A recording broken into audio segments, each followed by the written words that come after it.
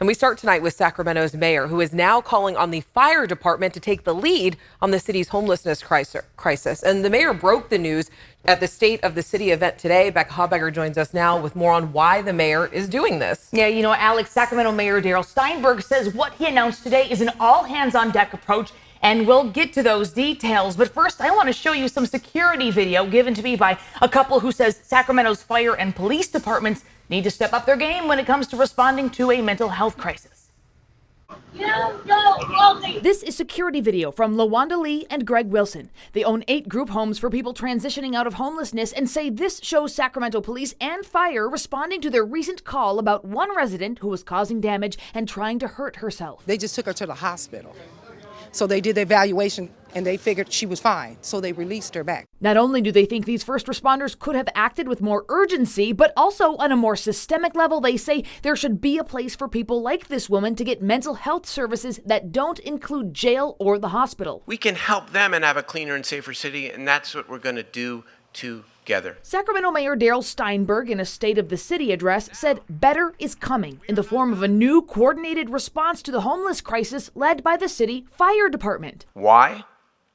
Fire is already most often the first responder to crises and health-related emergencies. Steinberg joined the leaders of this coordinated effort, including the police and fire chiefs, the assistant city manager, and service providers in a panel discussion. They hope this new coordinated system can be an alternative to 911, helping people who are having a mental health crisis get connected to mental and behavioral health services and substance abuse treatment and get off the streets. The announcement happened here at 6780 Stockton Boulevard in Sacramento. If you've driven past, it has likely looked like an abandoned, vacant building for the better part of 2 decades. It is here where WellSpace Health will come in and turn this into a wellness campus. Plans on this 13-acre site include a crisis receiving center for those experiencing mental health and or substance abuse issues. WellSpace CEO Dr. Jonathan Porteous says he hopes that can open next year. To focus on recovery, moving people back into the mainstream. Leaders told the crowd they believe these changes will make a noticeable difference to the public within a year in terms of nuisances and crime linked to homeless encampments,